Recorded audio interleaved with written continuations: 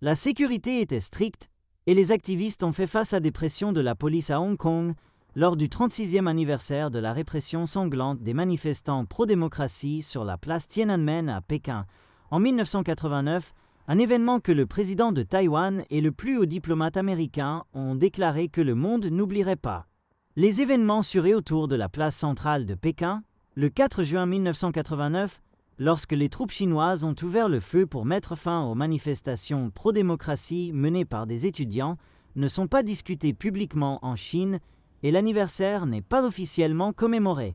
La Chine n'a jamais donné de chiffre exact sur le nombre de victimes, mais les groupes de défense des droits de l'homme estiment que le nombre pourrait atteindre des milliers.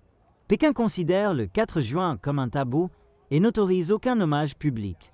Des commémorations publiques ont lieu dans plus de 30 villes en dehors de la Chine, y compris Taipei, où les hauts dirigeants du gouvernement taïwanais utilisent souvent cet anniversaire pour critiquer la Chine.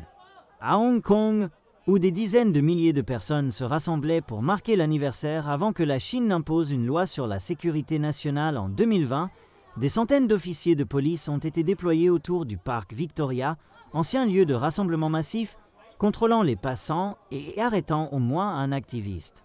Certains activistes pro-démocratie ont dit à Reuters avoir été appelés plusieurs fois par la police de la sécurité nationale la semaine dernière et avoir été harcelés dans ce qu'ils décrivent comme une intimidation par les autorités.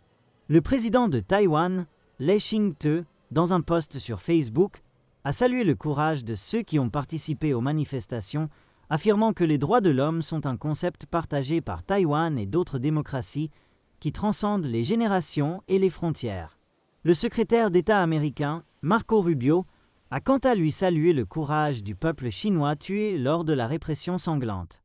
Aujourd'hui, nous commémorons le courage du peuple chinois tué alors qu'il tentait d'exercer ses libertés fondamentales, ainsi que ceux qui continuent de subir des persécutions en cherchant responsabilité et justice pour les événements du 4 juin 1989, a déclaré Rubio dans un communiqué. Pékin tente activement de censurer les faits, mais le monde n'oubliera jamais, a-t-il ajouté.